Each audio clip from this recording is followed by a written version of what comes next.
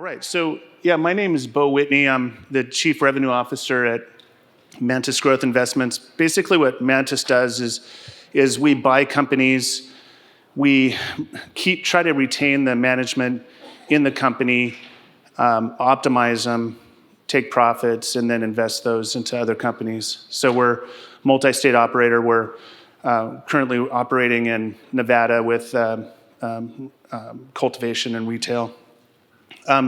So today I wanted to talk about the cannabis industry first globally. I always like to start globally, and then talk about Europe, and then throw in a little bit of hemp, and then talk about the impact of US regulatory changes on the global market. So the reform in the global basis is accelerating. Over 60 countries have legalized cannabis in some form, either for industrial purposes, adult use, medical, CBD. And by our calculations, there's roughly 250 million consumers generating about $250 billion per year. And that's excluding hemp.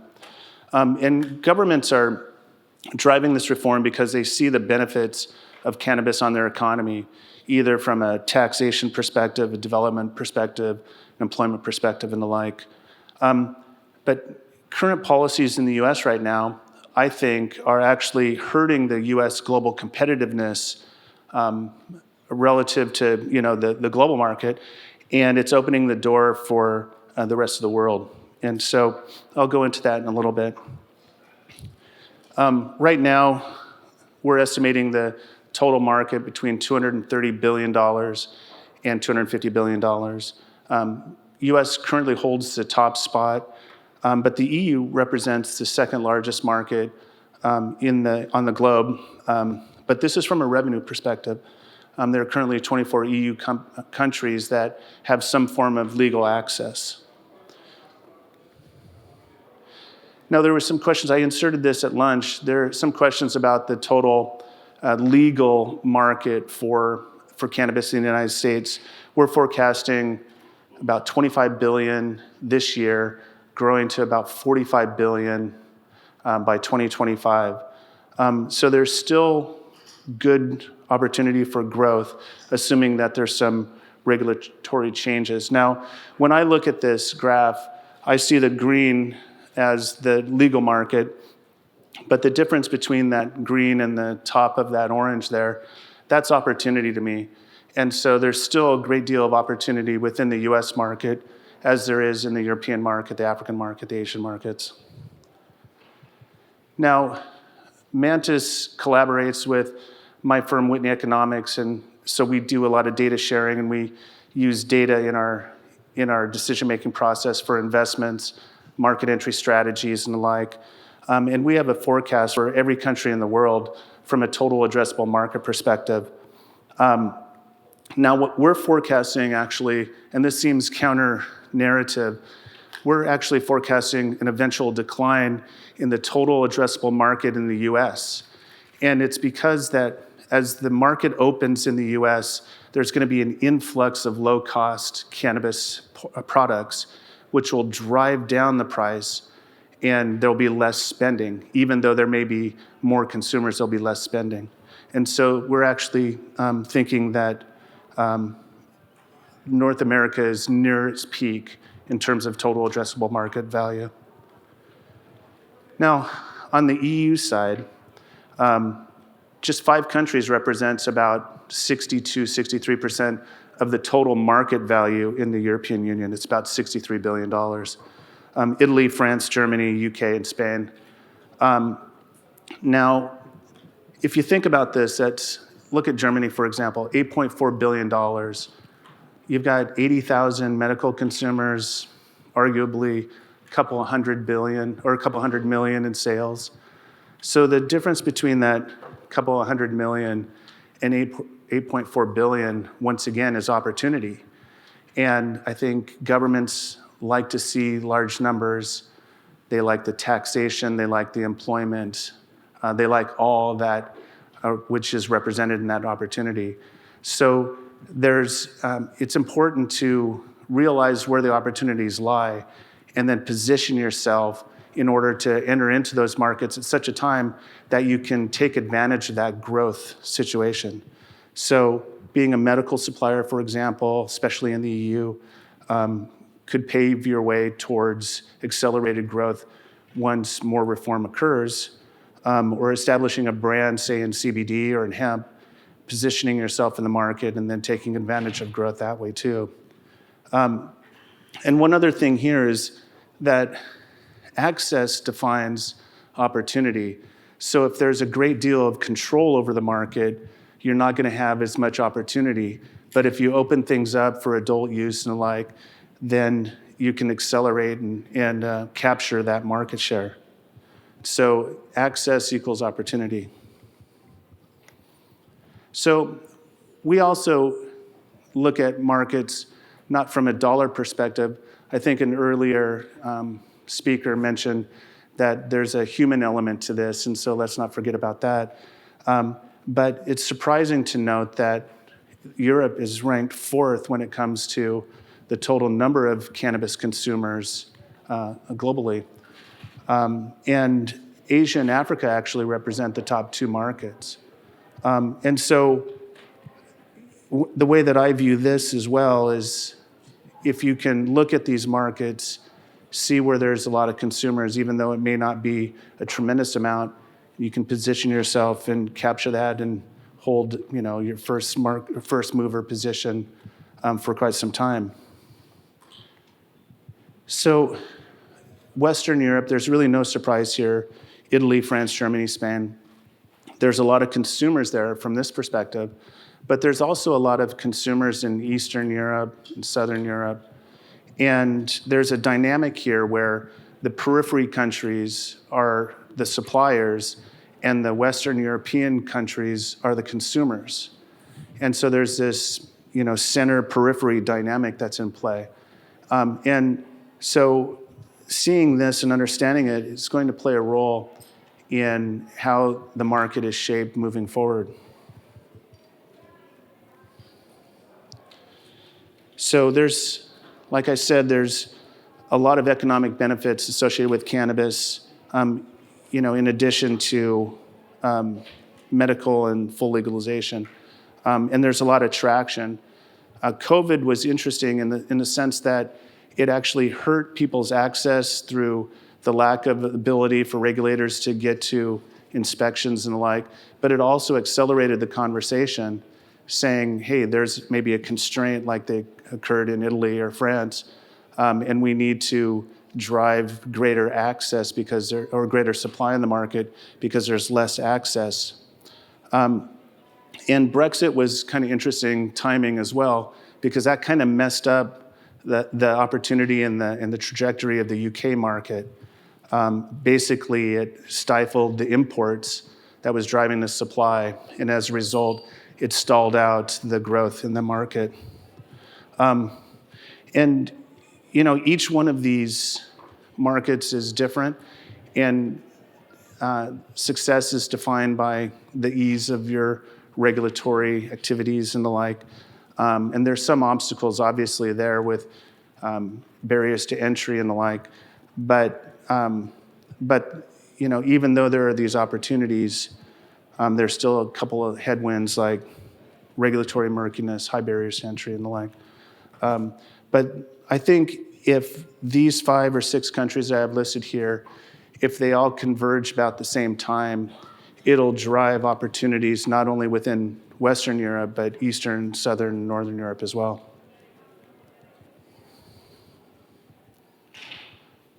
So rather than takeaways, I think these are more observations. A lot of the suppliers that I've talked to in Asia and India, in Africa, South America, and the like, they're all focusing in on the European market and Germany in particular. But if they all actually are able to supply into this market, there's going to be so much supply that it's going to drive down prices. It's going to create an oversupply situation. So even though European market represents great opportunity, there is a risk that operators need to be aware of. And one thing that's interesting about Europe is that they're actually setting standards. I know there's been a lot of discussion about the problems associated with EU GMP and getting certified. But I think those standards will proliferate across the globe and will drive standards in the US as well. So, it's got to take the good with the bad, I guess. And it's still dynamic. So, I think most of the issues, if you're a supplier trying to feed into the European Union, a lot of the issues occur on the inbound side. It's easy to get product out of a country, but it's really difficult to get it into a country. UK is a prime example, but Switzerland and other countries within the EU are facing those problems. And so I think it's critical that you partner with not only a good EU licensee, but partner with a good European familiar logistics company and supply chain company so that you can not have your product sitting at the port gathering dust or rotting as it sits in a container.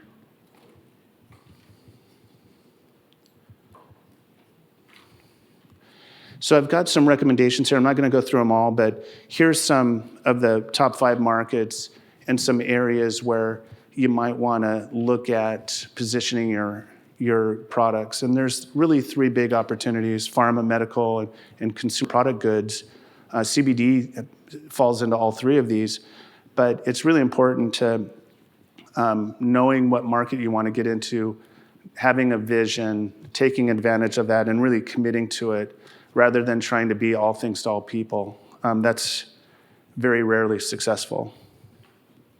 And I think it's important also, given how dynamic the market is, to remain very, very nimble and adjust to the market conditions as they change, and they will change.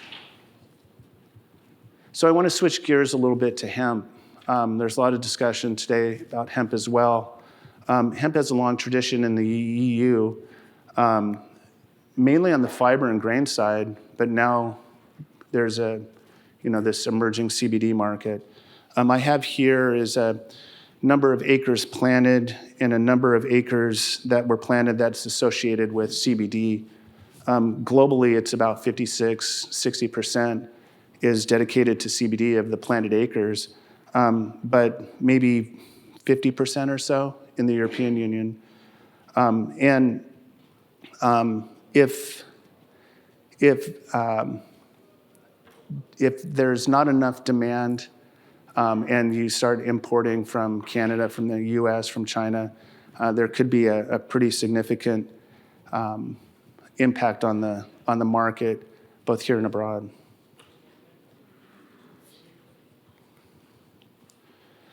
So I look at the market somewhat differently. It seems like a lot of the analysts right now are focused on the retail demand. I look at the capacity in the market, how much can the market supply? And it really, shifts your focus a little bit. Because the forecasts right now are so dynamic out there that it's tough to understand who's the most accurate, So there's some problems with forecasting these days, especially given the lack of systemic data systems. But I'm forecasting that the EU has enough capacity on the hemp side, CBD side, to satisfy $4.3 billion in retail demand. And this is based upon isolate. I could do this for full spectrum or whatever, but I just chose isolate because it's the lowest yield. And so but a high cost of production. Now, there's lots of forecasts. So depending upon which forecast you believe, there's either too much supply of CBD from the Europeans, or there's not enough. And if there's not enough, then that's great for importation, for exporters from other markets. But if there's too little, or if there's too much, then that's problematic as well. So I think in Europe for CBD, the opportunity is good, but it's not a panacea. It's not, you're not going to plant some plants, harvest them, and then get rich, right, and live in Mallorca or something. And not everybody will win. So in terms of an outlook, while CBD is sexy for now, there's lots of opportunities. The opportunities for fiber and grain is transformational. There's opportunities in automotive, in textiles, in plastics, in construction, especially on the fiber side. And there's strong opportunities in grain as well for animal and human consumption. So my best advice is establish relationships now, develop the supply chain, partner with EU members, and then partner with people abroad, and then expect price decreases as the market settles. And pick a path. You can't do it all. So the topic of full federal legalization has been in a lot of the media, especially in the United States. And there's some bills that have been proposed that could be really just horrible for the US cannabis market, the higher THC side. And a couple of the bills, namely the more recent CAOA and the MORE Act on the House side, is they're not expected to pass, but they're setting kind of a dangerous precedent for policy. But assuming that those don't pass, there's still a movement afoot to drive full federal legalization in the United States. The impact that this will have will be rather profound. It'll accelerate the pace of reform worldwide. It will influence international treaties because cannabis is demonized throughout the world. And that will draw the attention also into the US. Right now, some of the policies being proposed allow for immediate importation from other countries into the US. So while the focus right now is on the EU, there's going to be a lot of opportunity on the export side into the US, given that international suppliers will have a competitive advantage relative to the US suppliers if a lot of these policies are implemented. And so this will lead to an expansion of the global supply chain. It'll introduce opportunities on practically every continent. And then ultimately, as the market settles, then proximity to markets will play a role. You know, the suppliers in Azerbaijan will be here. The suppliers in Central and South America or in Mexico will focus on the North American market. So in that sense, as the dust settles, there'll be this proximity play. And so right now is the time to set up those relationships. But in the meanwhile, this whole regulatory murkiness, regardless of if it's local in Germany, in Switzerland, in South America, in North America, that remains the number one risk to the industry. Until that's settled, then it's really tough to understand the rules of the game. It's really tough to understand your business plans, your profitability, and the like. So in summary, well, I want to thank the ICBC team for this opportunity to speak. This has been a great first day. We've got another speaker coming up, which will talk about investment and like in both cannabis and hemp. But, you know, this marketplace is very dynamic right now. But this is just the beginning. And so a lot of folks are thinking that they're fatigued, that they've been doing this for 4, 5, 10 years and they're done. But this is just the beginning. But when you do operate, be sure to think about this global opportunity and the global competition and the global supply chain. But when you're thinking about that global situation, global environment, be sure to act local, because really, right now, cannabis is a local phenomenon. So thank you very much. I can take some questions if I have time. Let's hear it one more time. Beau Whitney.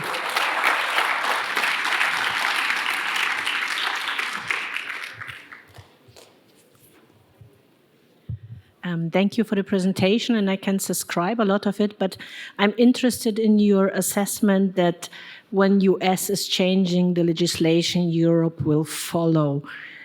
What makes you believe that? I think there were a lot of US companies who thought putting the boot on the grounds will change Europe and move to the US attitude, and we did not see that. We see Tesla now failing. Why you think it will do so? Because exchanging with the International Narcotic Control Board, I don't see that. Yeah, so thank you for the question. Really, the question is why do I think that the U.S. legalization will have an influence on the European market? The way that I view this is that when you have a large market and they legalize adult use, then there's this ripple effect. We saw it in the United States on the West Coast, one state legalized, then the next, then the next. That same type of phenomena will occur from country to country. So if the US is legal and there's this great opportunity, then not only does it drive these international treaties and changes to the UN, UNODC, and all these other policies, but those policies have been restricting the growth of all of the markets in the world. So by influencing these treaties and by driving this cascade effect through legalization at the adult use level, it will have this contagion that will carry over into the European market and then elsewhere. Thank you very much for this very informative speech. My name is Luke. I'm a cannabis filmmaker. I really loved your last point, like this think global, act local. My first cannabis hemp reference was visiting the Himalayan mountains in Nepal, witnessing minorities excluded from society, using wild plants for good, for establishing a very local, beneficial economy model that is basically beneficial for everyone. So my question is, like, how do we get there? We are talking about legislations, laws, like so much bureaucracy. Just taking your last point, for me, it seems like the easiest way to make this think global, act local point happen is to just leave everyone using the plant the way they want to. What do you think about this? Yeah, right now, the way that regulatory structures are operating is they want to control things. They think that cannabis is a bad thing, and even though they're trying to reform, they're still trying to control. Even on the hemp side, they're treating it as though it's illegal, even though for the most part it's been generally legalized. But I think on the local side, when there's job creation, where there's everybody has a story about their cannabis use and their cannabis story. It's, they got into the industry because of their sister or their brother or their wife or their husband, because of some ailment that cannabis has been used to help address. It's those localized stories that really change policy and generate momentum. And so I think on the act local side, it's more about how to drive reform. And one other comment on that, I've been giving a lot of speeches around the globe recently, but I've been speaking to small audiences in some instances, like city councils, mayors, police departments. And, once they see the value and that the plant actually does a lot of wonderful things, then they tend to be more willing to embrace it. But that educational process, it takes time, and you have to do it on a city-by-city, community-by-community basis. So it's really, at this point, it's still very, very local. Hi. First, thanks for all the data material you shared with us. It was exciting. Great numbers. I wanted to ask you about what you said about regulation in Europe and how it would affect the global market. I was pretty surprised about that because I wouldn't have expected that the USA would have an eye on European regulation. In which fields exactly, and why and how do you think European regulation could affect, for example, US market? Yeah, so